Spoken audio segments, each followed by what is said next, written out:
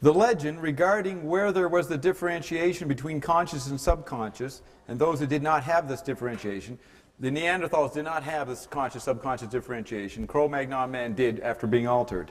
So the legend known as the Eden fable, we're going to refer to that, the Garden of Eden. In the Bible, especially in Genesis, there can be noted where there are those who could differentiate between conscious and subconscious and those who could not. That would be the tree of knowledge, I assume. Tree of knowledge, good and evil. It was the division of consciousness that changed man. Now, we've all known that in a general level, but under post-1000 AD millennial conditions, we got the general interpretation that knowledge is bad. So we became aware of the secular knowledge of good and evil. That interpretation is what the Vatican used to suppress knowledge. But that isn't the whole issue. But we do have that archetype that something happened to man when it was ate the tree of knowledge, the apple. So this is basically saying it was the division of consciousness that changed man. So that division, all cultures have been interpreting that division in bizarre ways peculiar to their geographical and linguistic climate. The medium altered them. So every culture was interpreting the division fact that they had arrived at through the alteration unconsciously, and then tried to interpret it. That's the basic dualism of consciousness. But then different cultures have different relationships to the dualism. The West seems to fragment it farther apart. The East merges it. But it's all dealing with the fact that consciousness had been changed to become aware of the differentiation.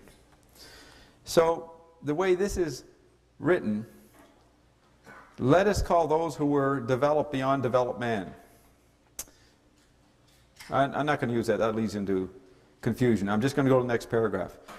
So once we were out of the Garden of Eden, man then progressed, and that's humanity, then progressed to the point where he could return and give instruction to himself, so that he would grow to a position where he could return.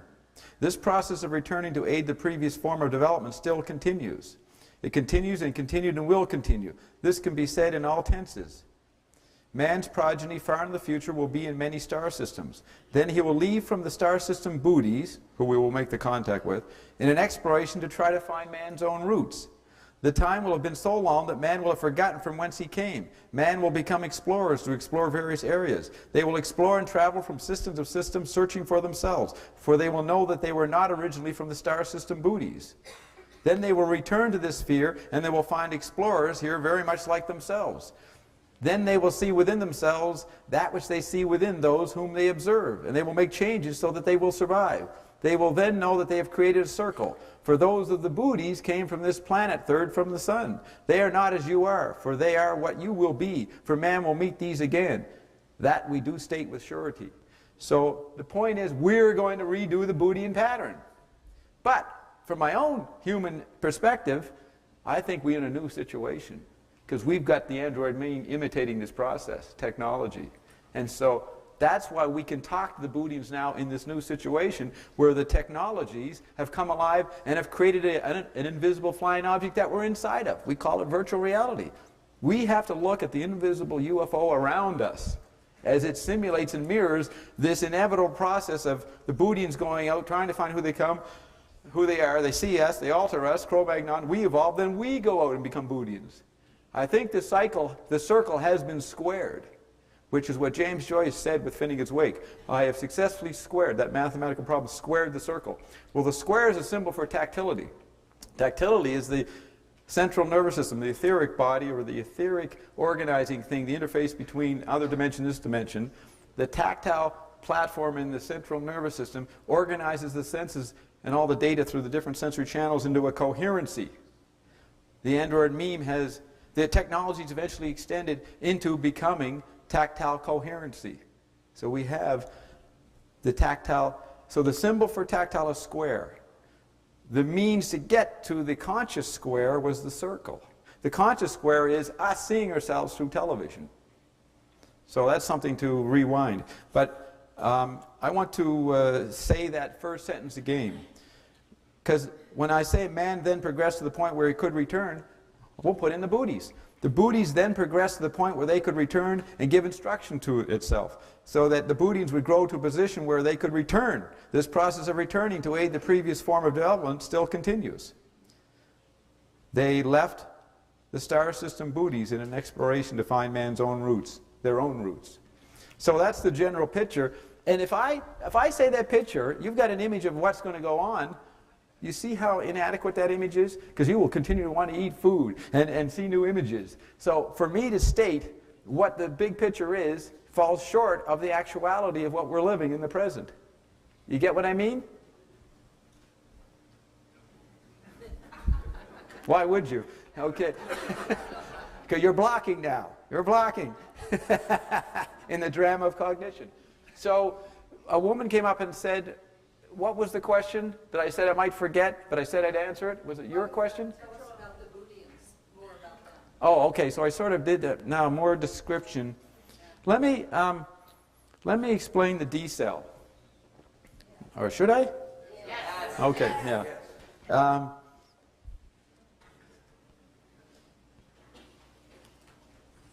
In my, on weekends, when I was off duty from the intelligence agencies I was working for, which was an international, if you look at the blurb, it's an international intelligence agency. Ever heard of an international intelligence agency? Most intelligence agencies are national, right? Supposedly. This was an international agency. That should tell you something. The world government had already been set up in the 1850s under telegraph conditions. So that secret world government, which was the effect of gold and paper in the printing press, with a little help from the telegraph. On the weekends, I would go around and try to figure out what else is going on. You know, any job is boring. You know, it's a specialist. That's when you have to make a living. The printed media makes you a specialist robot. So more and more in the 20th century, and I was born in 1922, we had more and more opportunities to be other things.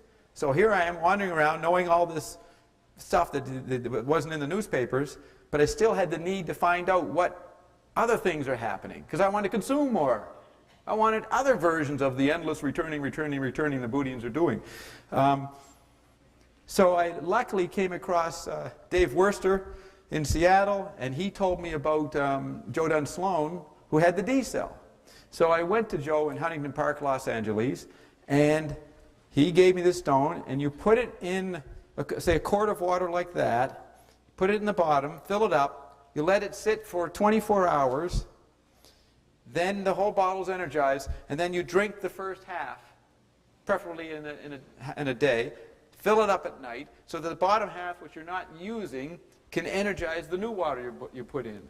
Now that's the primitive way to do it. The ideal way is to have a little, and you can get these bottles with a little tap on the bottom, I think they're called sun tea bottles, so that you can draw off this part and fill up that. And that, you're getting the more potent original zone, and this is coming down, getting energized over 24 hours, and then that comes down. But either way, it's strong enough, it goes through the whole water. Now Joe Dunn Sloan, what attracted me to it, because in California's a nutty culture in the 60s, they had all kinds of little things they offered. But what was amazing, he'd let you look under his microscope. And you would take a drop of water, put it underneath, and you look, and it's just normal water. And if you're a biologist, you could see the basic life forms.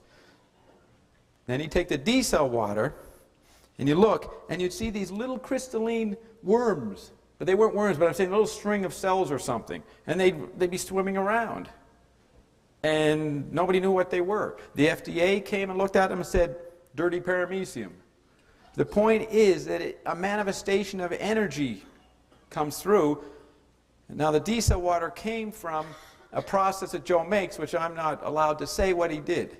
But he did make the D cell water, and in the process of making it, he would check it, put it under the microscope, and wait till the little crystalline shiny thing showed up. When they did, he had the D cell culture. He then would take that liquid that had now been mutated, and he'd pour it into ice cube dish with cement powder, right? Little pots of cement powder. So you put it in, put it out in the sun, and you'd make these little ice cubes, cement cubes. And he'd take them out of the, dry them in the sun, and you'd get something like that. See, the little cement cube. Now, but it's been made from the D cell water when it was dried in the sun, not regular water.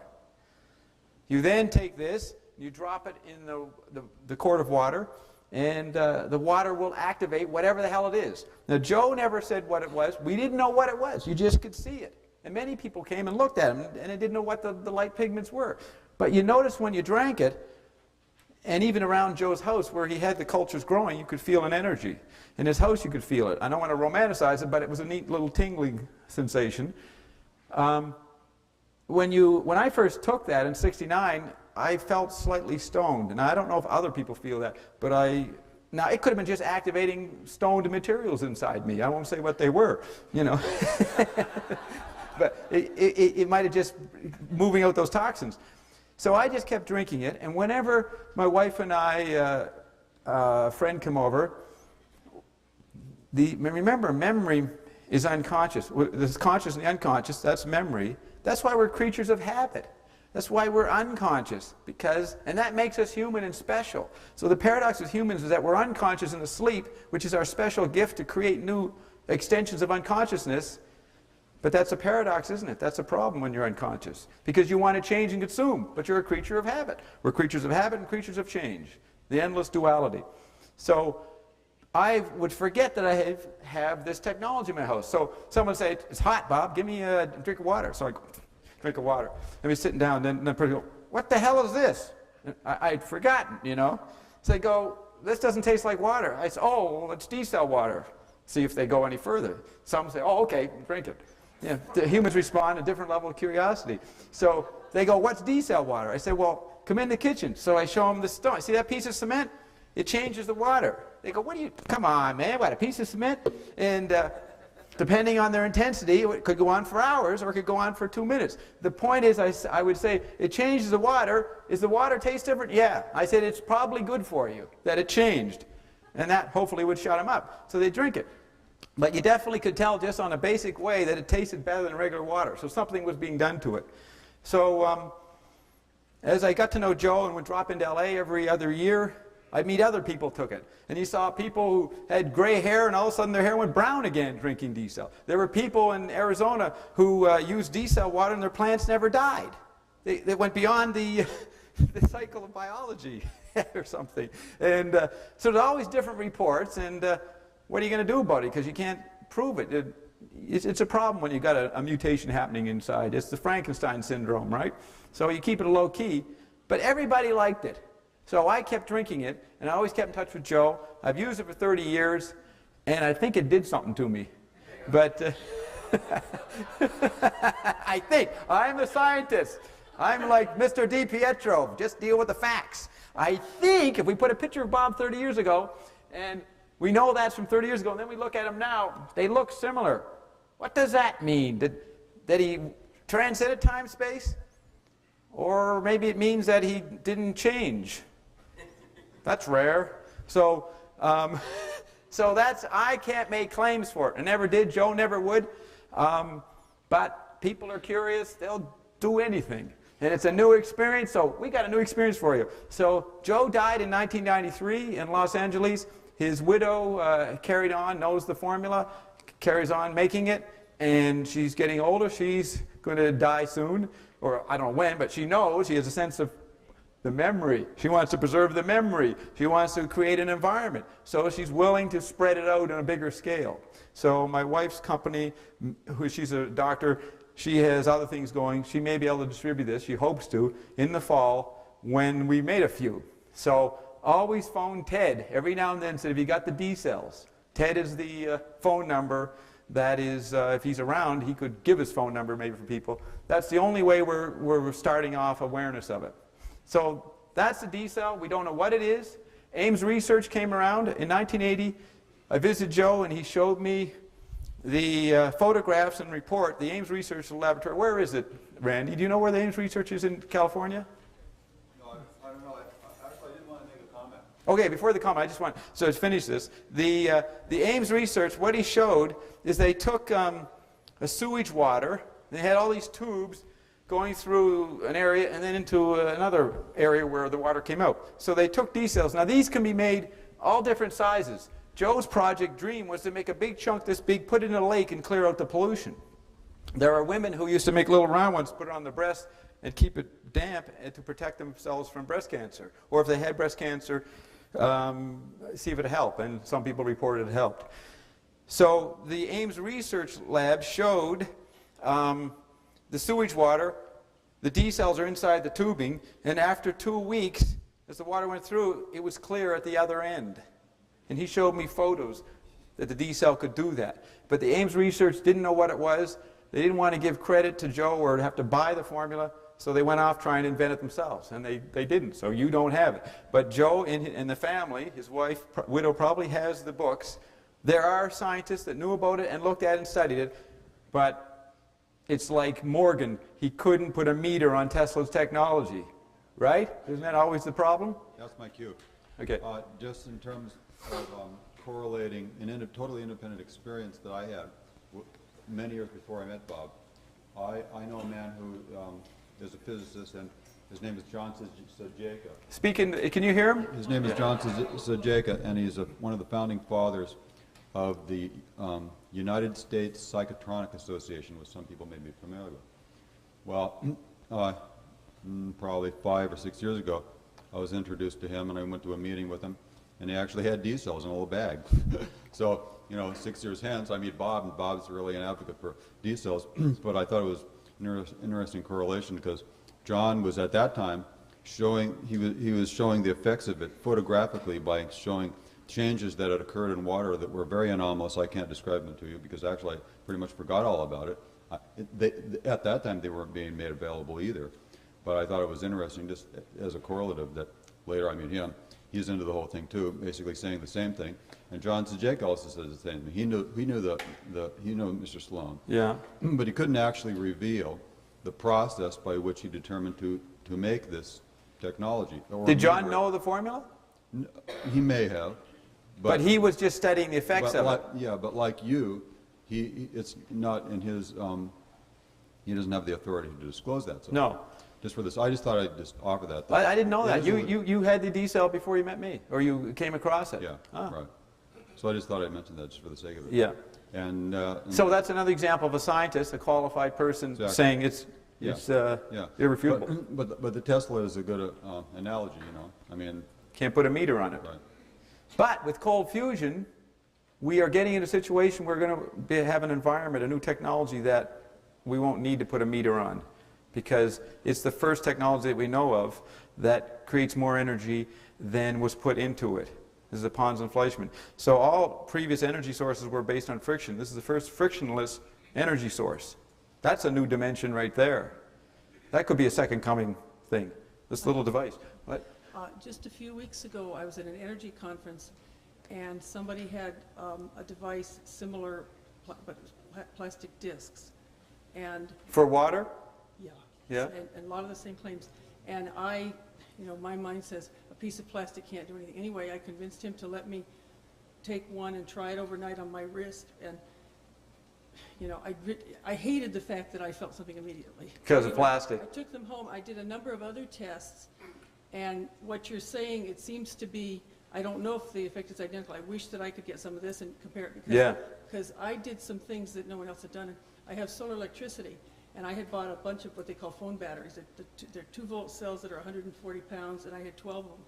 Well, these things were old when I got them, and about every 8 months one of them goes. And I have with the controller, I know the pattern of when the voltage, there's no more electricity going in, the voltage levels out, what it should be at night, what it should be in the morning.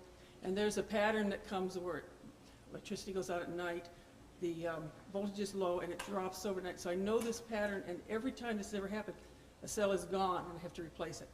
So like I'm down to my last spare. And after I got home from this conference, this happened. And I mean, I've been through this I've had nothing but solar electricity for 10 years. So I know my batteries, I know the pattern very well. And no batteries have ever come back. Okay. Well, because I'm the kind of person, I have something to try out. I'll put it here, I'll put it there, I'll stick it on the dog, I'll just, and see what I notice. So, and it worked. And I noticed a lot of things when I had it on my wrist that were some effects that I got from Beck devices, some little side effects most people wouldn't pay attention to. But what I did was I had 2 of these discs. I took them out, put them on the end terminals of the battery system, and I actually have a graph now where, at the point in time where I was to expect that within 4 days, when the sun goes down, the batteries would even the good cells, they lose, it's just gone. And sometimes within minutes, you see the voltage drop down to maybe 10, which is less than the inverter will work. And so anyway, at the time that I put these on there, I was getting a reading at night, which when the sun goes down, there's nothing new coming in. And batteries that are in good shape, like for your car, they should then measure like 12.3 to 12.6, depending on the types of batteries and things. Well, in this case, when the sun went down, the resting voltage was 11.5. In the morning, it would be 10.1 with no usage. So when I put these discs on, the next day, the resting voltage at night was 11.5. The next morning was 11.5. The second day, the resting voltage at night was 11.7. And in the morning, it was 11.7. Then I took the discs back to put it on my wrist again. And that night, it was 11.7, and in the morning, it was 11.5. Well, after a week, the resting voltage was up to 12.3, and then in the morning, it would be 12.3 or 2. I was starting to use it again. Well, then I went back to full usage, which means I'm running 2 computers, I'm running all the lights, I'm running the refrigerator, I'm running the satellite dish, the television, the VCR, everything. And it would be 12.3 at night, and it would be maybe 12.2 in the morning, which the drop would account for usage. And I mean... So what is this little plastic thing? What's in it? Okay. The process... Quickly. Okay, what's in it? This man, it came up with a new way of organizing the periodic table, and then there were certain elements he believed were associated that when they worked together, they had the special effect. So I'm assuming that some set of those elements are ground up and in the plastic. Okay, so that's an interesting little discovery. Yeah. Now I want to add this, that if I only had the D cell and I looked like this 30 years, that was such a minor part of my life because it was understanding the second nature, the second stomach, and the media that may have kept me young. The point is they don't mention in the nutrition world the importance of perception and not the holistic triumvirate, mind, body, spirit. That is a separation in itself. We aren't talking about technology or the environments that are simulating our health. To understand that and the stresses it causes may be more important than any cure we have for the first nature body. So that's what I'm adding to this. I'm not just here to sell the D cell. No, but see, I also think too that you reorganize water, you reorganize your mind, you see things differently. No, and reorganize your environment. Yeah. Mind, body, spirit, and the environment. And I don't just mean nature and ecology. I mean this situation like this and this situation, how it's affecting us, how the lighting is. We don't think that. They don't have that in the medical schools. So is there anything else you want to add? That's enough. Okay, so I think that's... Thank you. Hi, Bob. I was the guy who we talked before. Brian. I mentioned that there are doctors, I guess, or pediatricians who are requesting the media history of children to diagnose them either medically or psychologically. I wonder what categories they're using. And that's very interesting. As a student and perhaps a product of the media, warning, danger, Will Robinson. There are some films that I have to recommend. I know it's a medium and you say turn the TV off. Well, No, I don't say turn it off. Well, okay. I'm saying study it. Okay. I meant turning off, study it, but okay. You can't stop it. But you have to, to listen to talk shows, I just want to add this point before Okay. is that you have to realize the machine has become conscious and is talking among itself. Mr. Movie is talking to Mrs. TV, who's talking to Mrs. Newsmagan, who's talking to Mrs. Tina Brown, who may not be human, and then on and on and on, right? So the point is that they're not talking to you. You can't escape the womb you're in, but you should listen to them with a new perspective, a sense of ESP, that they are trying to get me to pay attention. Now, we're all conditioned by language. I still have to listen to them, but you have to learn how to turn it off or come up with ways of responding. I recommend if we all ever get interviewed in any issue on whatever phone or talk show, just say, whatever the issue is, turn off the media for 3 weeks. Say that to all issues. And you never have to think again. You fulfilled your citizen function, and you're getting to the core of the issue. You're describing the new technology, because I don't think you need to think about all the issues. There's a film, a very interesting movie that came out in 1982 that literally deals exactly with what you're dealing with. And a person like yourself, it's a David Cronenberg film called Videodrome. Well, you know who that was made about? That was made about my associate, Marcia McLuhan. Oh, so you do know what I'm talking Brian about. Oblivion. About the video word made flesh. Dr. Yeah. Brian Oblivion, who was a man who had died, whose essence was transferred to videotapes, and he would only appear on television on television. They would actually wheel in a TV screen during a talk show, and it's absolutely fascinating. If you sort of want to get an idea of what he's talking about, rent video drone. Your as soon name as is you can. Brian. My and name you're is talking Brian. about Brian Oblivion. Yes. And I'm like a Life of Brian, Yes. Monty Python. But the point is that I gave Cronenberg that idea. Me and McLuhan. So if you're a Bootian, come full circle. This is so great. you made This me. is great. Another interesting cinema example that I have to add. Again, people who know me know I do this quite often. You talk about the little worm life forms in your water. They're not worms, but they're just. Well, light. I'm getting to a point. Yeah. Dune, the water of life, how it alters your consciousness, and then you've got these giant worms and the Right. spice of life that people would eat. The serpent? Yeah. And you these little things that looks like the spice of life that you add to your water. So I standing- mean, we're getting these messages across Right. through our media. I'm standing on the shoulders of every speaker before me. And much of what they said, it was a great pleasure to go through them all, from William to whoever was before. I mean, Jordan, they all were pointing to, especially William, the philosopher's stone, the water thing, Jordan's sun, the sun and the cross. That's the visualization of the tactile interval. And the tactile interval is the conscious and the unconscious, the gap between, which creates memory. So all of our lectures so far have come, and everybody has added to the previous, and I'm adding to the previous at this point. So yes, it's all resonating. If you look at all those previous tapes after you heard this one, you will see how we've been saying a lot of the same thing. But that's important, the water. The water. Jules Verne said we will get energy from water. You know what I mean? That's cold fusion. The water of life. Right. Yes. So it's a metaphor. That's the philology etymology. That's the beautiful thing of symbolism in the mirror, and all cultures worship that. The symbol was a reminder of what was. The symbol was an exact mirror, but we get lost within the gap between it. That's the yoga we need. Now we're in a situation where we don't have a mirror, we're inside it, and we're swimming in the mirror, but it's not visible. That requires a new kind of yoga. And the films are the analogical mirrors. Yeah. Both out of the advertainment. But Bob, address the issue of cold fusion In what way? in the sense that it's further and more utilitarian in the sense of energy. You mean the frictionless point? The economic effect. Oh, yeah. Understanding more about water, right? Yeah. And how to use that in this unusual, seemingly impossible phenomenon. Right. Which actually has all been verified, it's all true. I have a website. It's www, you know that. It's just Positone with a hyphen between I and T. POSI-TONE. So positone.com, you know that, /BOB, capital letters, and then HTML. If you go there, there's an essay, Up the Orphic Ante, which I wrote on my birthday, February 2nd, or crystallized it on February 2nd, 1996, and it was published in Flipside. I give the interpretation of cold fusion in reference to all the history I gave you. And so it explains what I could only refer to. It's called Up the Orphic Ante, and part 2 is Silencing the Virtually Solar Government. The point is that the Vatican has the finger of God and the finger of man, and they're not touching. So there's the resonant interval. That's the conscious and the unconscious, or vice versa. The resonant interval is where the action is. Western man, when he was under print conditioning, thought the interval was empty space. The main point of 20th century science is saying, no, that space is alive and has energy. Now, as long as you have that gap, you have friction, at least as we've interpreted so far. But when they touch, they merge, you have frictionless energy.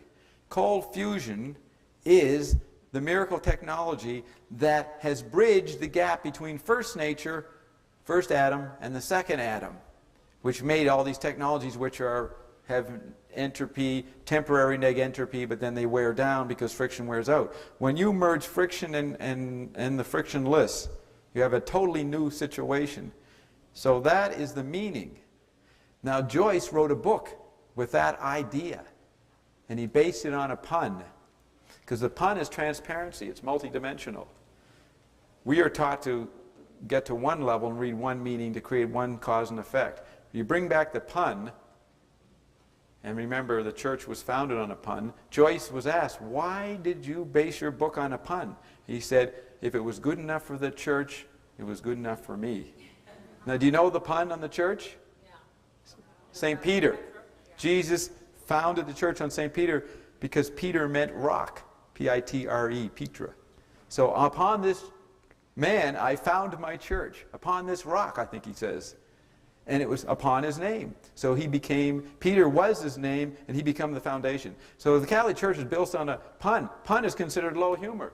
But as usual, part of the secret society is there's so much laughter behind the scenes of the secret society, and that's something I can tell you. Life in that intelligence agency was so much fun and energetic while we're killing people, but what it was is the human being laughs through the torture all the time, regardless of how evil or good he is. Laughter is the common thing. Laughter is the dance.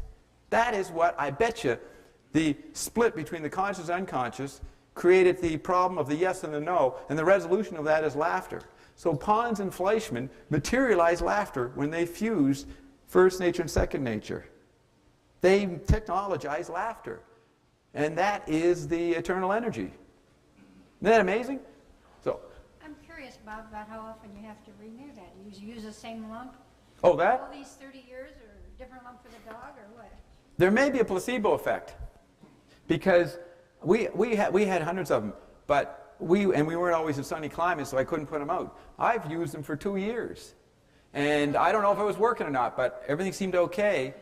And then eventually I would not go 3 years. I would go in my bag and get out a new one. But I know I never. But I bet you that there's a human interaction with it. I bet you, Joe, there was alchemy when he made it. And I bet you if you believe it, you energize it. It's a living thing, probably responds to you. Because I have many people who have gotten it, friends.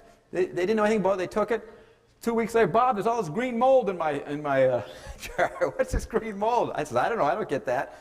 And they wouldn't use it. But I bet you they weren't living with it, reacting. So it may not work for everybody. That's why I'm not claiming anything. I'm an example. I may be a freak in nature. You know what I mean? But I'm looking for causes. This might have been one of them. But you people, if you're smart, you try anything a little bit. Not everything, but you know what I mean? So, but if it's not working, there may be a placebo or an interaction. And I bet you there is. That's what science... I mean, someone said that mysticism is tomorrow's science, dream today. We're probably going to find out how much we interact. Now, television is an interactive medium. This might address the concerns of some of the people in the audience. At least one man I spoke to during the break. I said, gee, isn't it interesting all the new information that Bob has? And he said, well, you know, I'm thinking about the previous speakers and how they're illustrating that the media content or media programming is in the hands of fewer and fewer people, whose intent is to keep the collective asleep and in the box. Right. and in consumerism. And he said, you know, I don't necessarily see that going away anytime soon. And so would you address the issue? I mean, are a few people here getting enlightened and turned on to Bob, your new knowledge, or what's going to happen at the collective level? Are we're still going to be experiencing this programming from the top-down level? That's the drama of cognition, the drama of consciousness, whether we get out of the box or not. I think that Jordan Maxwell was right when he said we are not courageous and we're not free. Wasn't that what he said? Yeah. Yeah, I'm not an American. It's in your hymn. You are the free and the brave, or something. You are not brave and you are not free. I mean, Jesus did have to. Oh, see what they say about Jesus in the files. But the main point, without going into it, is that Jesus was a genius of psychic healing. All right, he was a psychic genius, like Leonardo da Vinci is a mechanical genius. He was a psychic healer, and he was of a royal family in the Hebrew culture. But the famous line, when in Rome, do as the Romans do, or when in Caesar, do as Caesar, according to my sources, it was the exact opposite. He was a political activist. He was trying to free his people from the yoke of the alphabet and the parchment and papyrus empire that spread over to the Middle East. So he actually was a fighter, and he kicked out the chambers, the money temple people, the money changers in the temple. The thing is, I bet you, we ain't walking into the cold fusion environment without a fight. And I bet you humanity wants to fight. And the Y2K will want you to fight over an obsolete issue.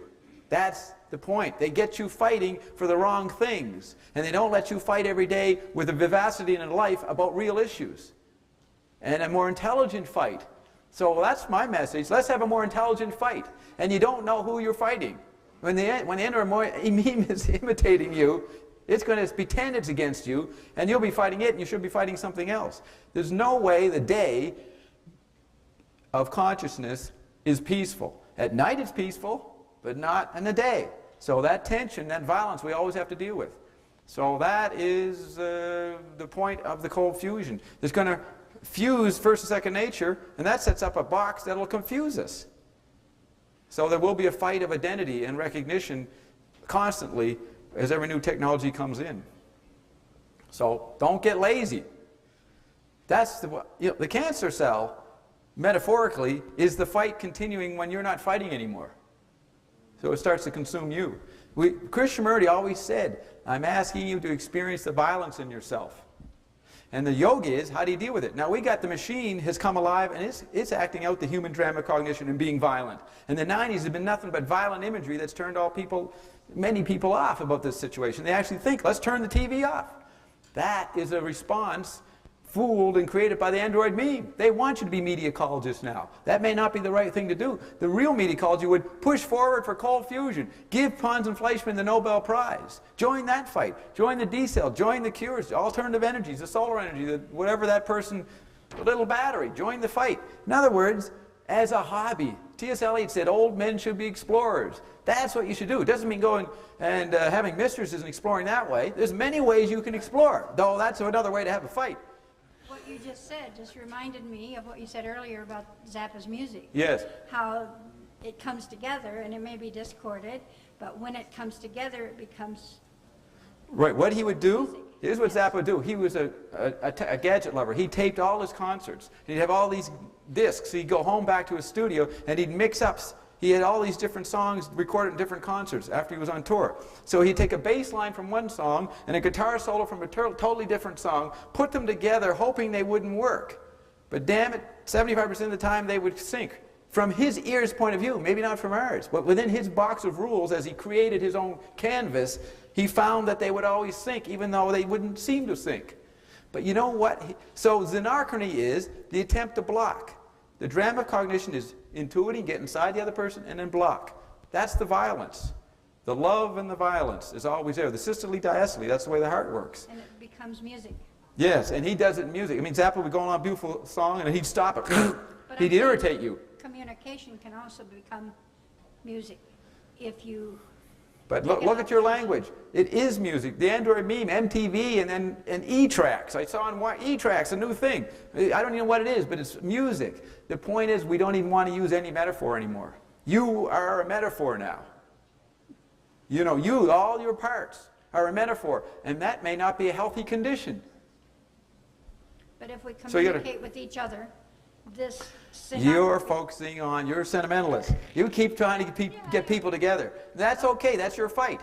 But that can be my the point same is thing that, as the music. are you trying to tell me something? No. Okay. Trying to ask you something. No, yeah, no, okay, yeah. No, but Can it be the remember, same thing as the music? remember Krishnamurti, if I respond to you, then I'm engaging in your violence. Now, you don't have to respond to that statement because I may not mean by the word violence what you think I mean. So you're always being fooled as you're being conditioned and responding. But your consciousness will create a response through imagination. So what's your response? You're wonderful, Bob. Oh. Thank you. I'll get you. Yeah. Now I want to switch. Now we'll turn the tables on you. Last night, Robert calls his girlfriend on the phone.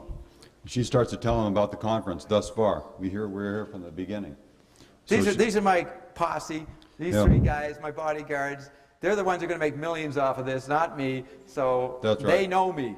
So they got in. John, wherever you are, this whole thing has been a conspiracy. Look, Larry, I haven't had it up with you yet, have I? Good. It's a sane person. But you know why I could never prove it? I woke him up. No. I cannot believe this man is 77 years old. Oh, look at this. I've read it. I told you that he had, what did I say? I don't know, I forgot. But here's the point. I could never prove it to you. If I showed you my ID, I'm an intelligence agency. The CIA puts out fake IDs every day. There's no way to prove anything anymore visually.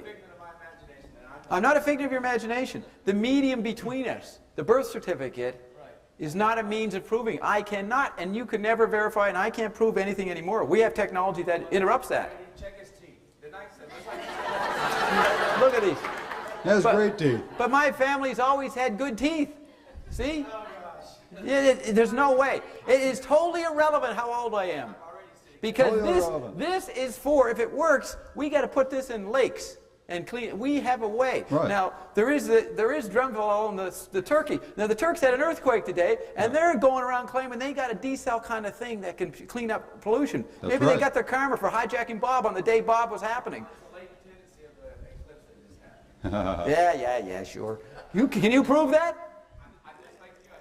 Yeah, that's right, yeah. Which Rappaport said. Some of us make it up, but I'm trying to not make it up. Okay. Okay, so Robert calls his girlfriend, starts to tell her all about the conference, and she says, okay, listen, I'll do an abridged tarot reading. So she pulls out the cards. First card she pulls up was the sun, right? Right, Robert? Sun. Second one was what? The priestess? And the third one was? The empress. So let's go in from this, as that is symbolic and accurate, because all up until this point, primarily, we had all these various themes on the solar significance of the ancient pre-biblical mythologized history that they're revisioning and trying to understand what actual William Henry supplemented Jordan Right. Maxwell. Put Right. those two together, yeah. leading up to the secret society, protecting all that, keep you from it so you don't know who you are. Now, and also, so you don't know actually how to extend your life, like the patriarchs live hundreds of years, but maybe that's what the diesel is. Right. Through alchemical water management. So now what I'm saying is that let's switch on to the two tarot cards which represented the feminine, two, as opposed to the sun, eclipsing them, playing off on the recent eclipse, and going into the new order of the 21st century from a feminine standpoint for the women there, so then they can get... So I'll explain that. We seem to say the patriarchy has run the show, but that was because the alphabet and writing, and then the phonetic alphabet, and then the printing press favor the left hemisphere. This has been proven by Herbert Krugman for General Electric in 1970. He wanted to disprove McLuhan. He proved. We found out that the different medium affects the brain differently. So even though these terms are always tenuous and change in the history of science, we accept left hemisphere versus right hemisphere now. Writing favored the left hemisphere, the abstract, so men as robots become dominant, the figure inside the ground of left hemisphere media. Now the electric medium favors the right hemisphere and actually favors the fusion of the two. So the feminine, as opposed to the masculine, will take over. There is a new book out called The Alphabet versus the Goddess. Have I got it right? Leonard Shlain. He read a couple of books by McLuhan, got all inspired, and used his neurosurgeon knowledge to run through the history. But he sees the pattern, and he says the electric environment favors the feminine. It favors the empress and the priestess. The point is that... No. If we're fusing, we as an art form go Xeno and create a private essence. Probably right hemisphere. But the categories are an illusion because you're fusion.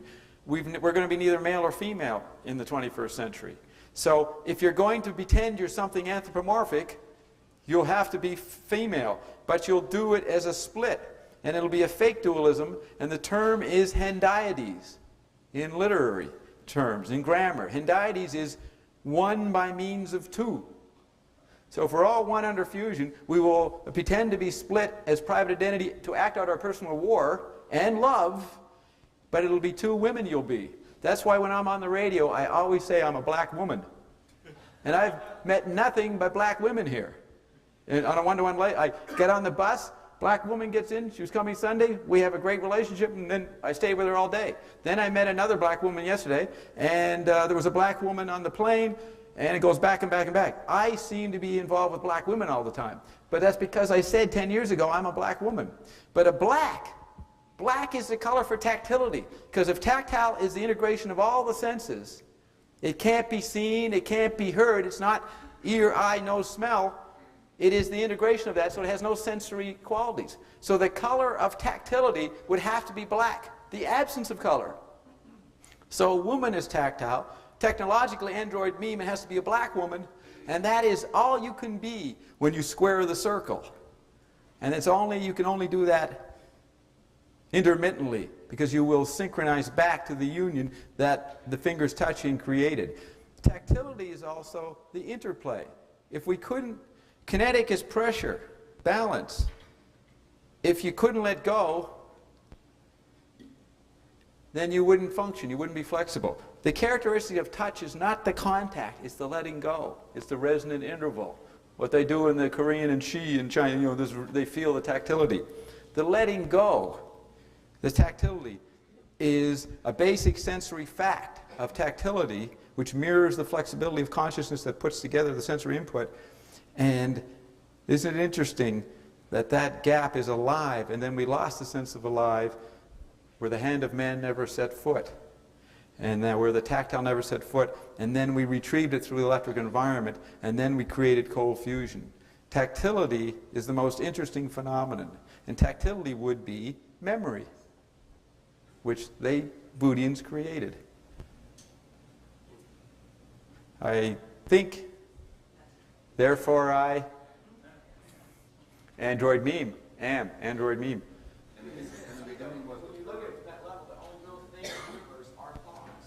Now, I was watching you say that.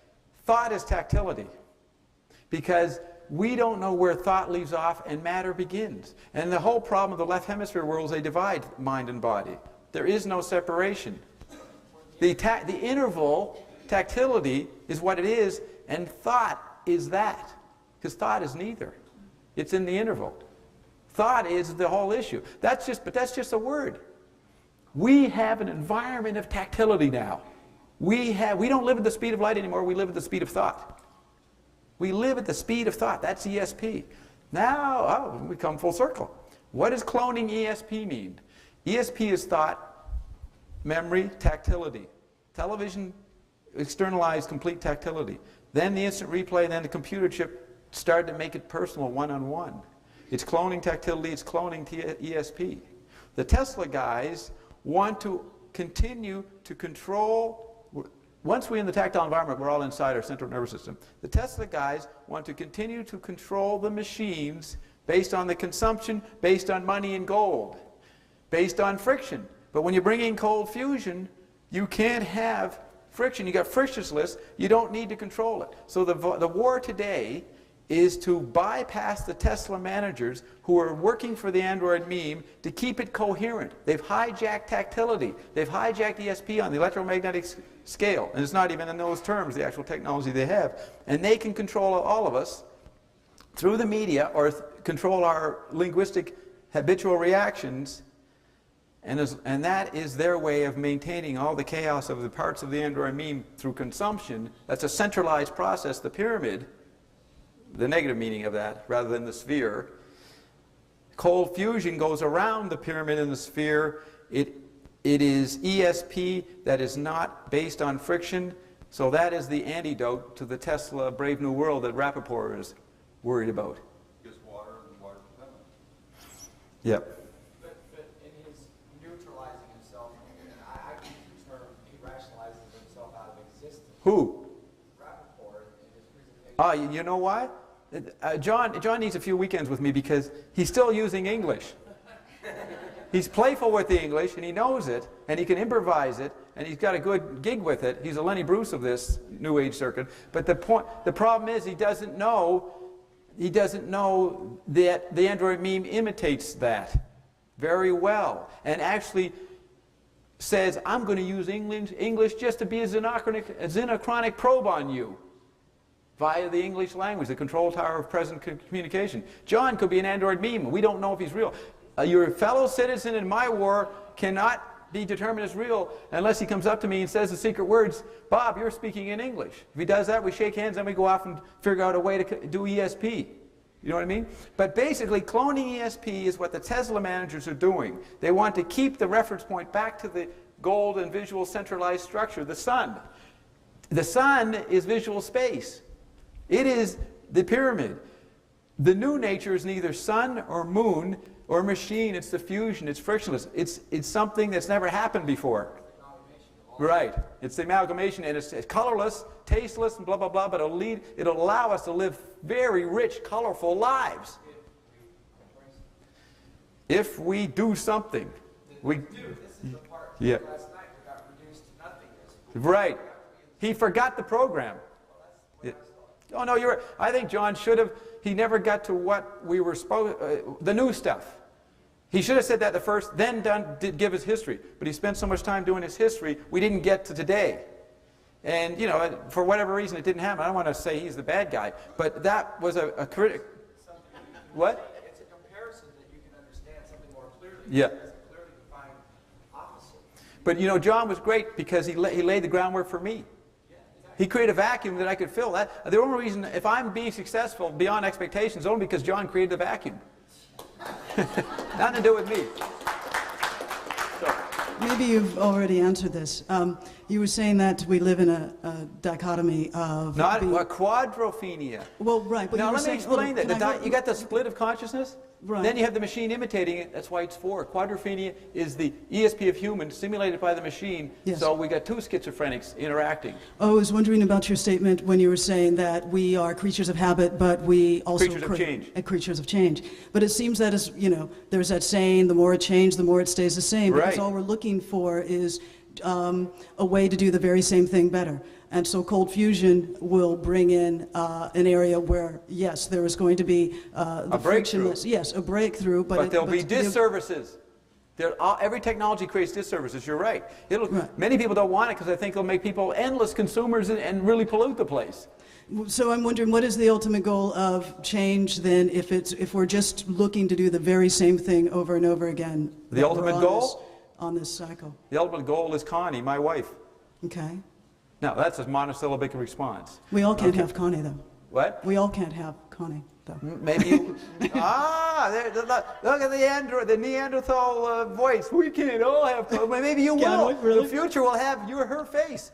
Your face. So the point is that you want me to explain what we're going to. Right, I mean, yeah. I did. Well, I mean, Last that's 3 why I hours. said, that's why, well, no, I thought you were merely opening the Oh, okay. eyes. Oh, all right. of- You do want an answer. We're going to the same circle, the same place, because we're creatures of habit and creatures of change, and the more it changes, the more it stays the same. The nature of the second coming is perpetual change, is what we're in for, and what we've been in. But there's a sameness somewhere, and we're looking for the sameness if you're upset with the change. But those upset with the same are looking for the change. Mm-hmm. You're always you're always hendides, 1 by means of 2. Okay, So we're never going to get there. we never guess. And the more you understand that, you'll be there. But that doesn't mean anything. You still got to get up and walk around and pay the rent. Or deal with the idiots who've got cold fusion batteries and they run around ignoring the first nature. So the war never ends. Okay. Okay, so I didn't say nothing. I didn't say anything, remember? Well, it sounded like some. For the moment. Right. You'll walk away, the interval will happen, you go, oh, I forgot, you'll come back up to the microphone. What about this? You know, so it's fun. Right, yeah. See, it's not true what you're saying. And you haven't said anything. I don't say anything. What your body's saying. Huh. Oh, this is the black woman. This is one of them. Okay, if she is black, is that black? Well, Are you not black? it's on a range. You see, I can't even say what you are because you're not black. Oh, well, You're know. brown or words. something. You see, that's the thing with language. I Yeah. was talking to Randy about that yesterday. Language, I think, is something that liberates us and traps us at the very same time. And that memory, when the Buddhians altered us and created memory, they freed us and trapped us. Right. And every technology has repeated that pattern. So every technology is a metaphor and mirror of the same process. So what is, I mean, why are we set up to fail? I mean, why are we set up to trip? I mean, we get back up and keep going, but why? What did the Buddhists set us up for? The Buddhists were set up by Spirit. Spirit created this dimension to create a world that was empty and unpredictable.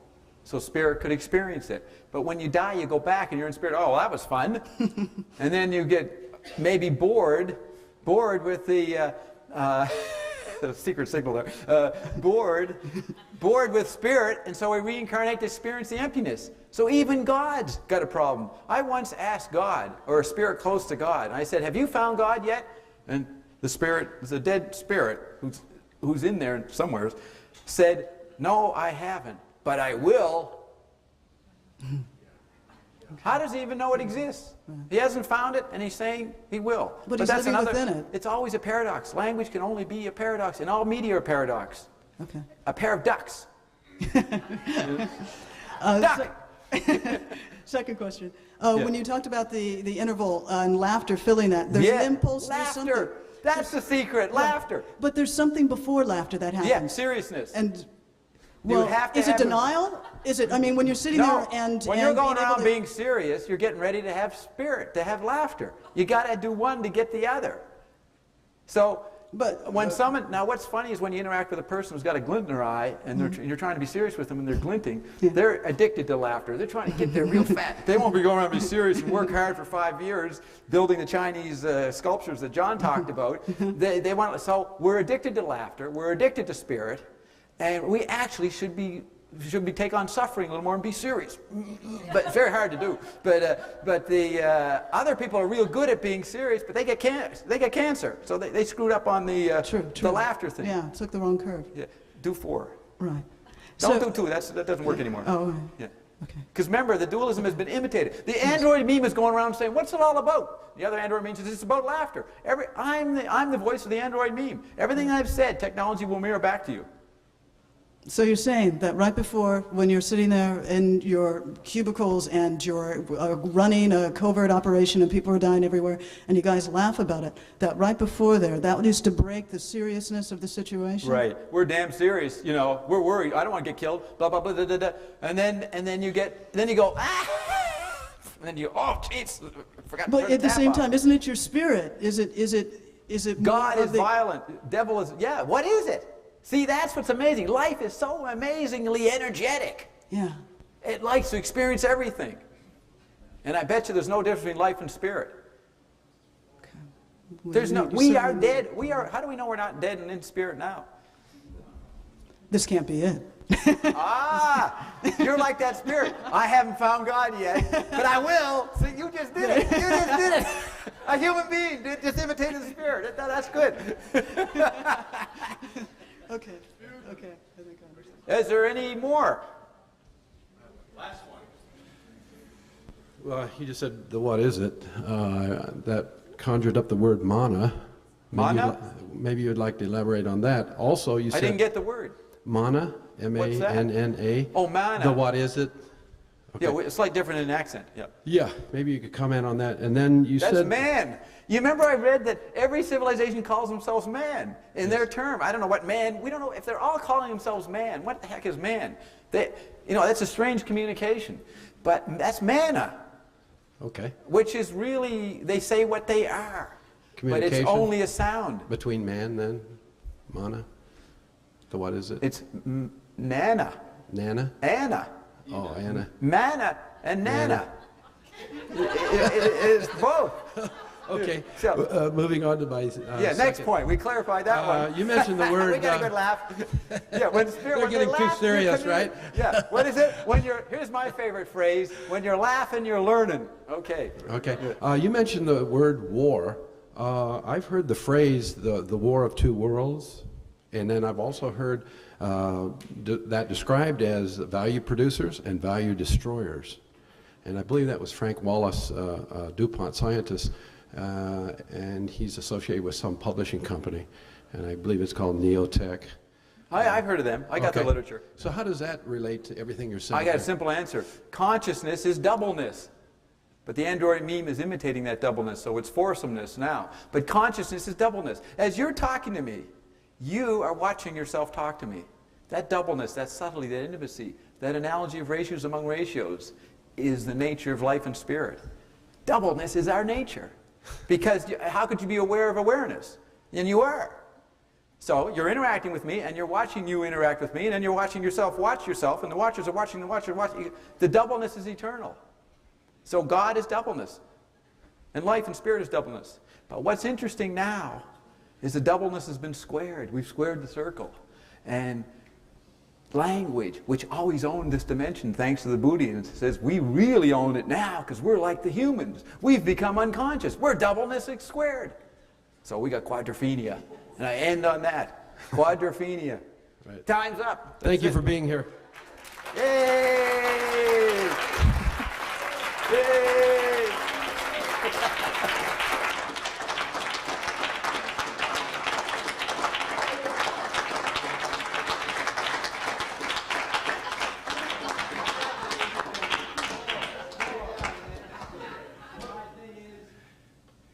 Bill is in the mail.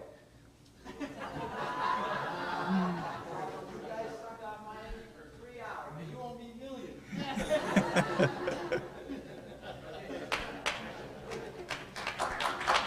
Hey, thank you, Bob.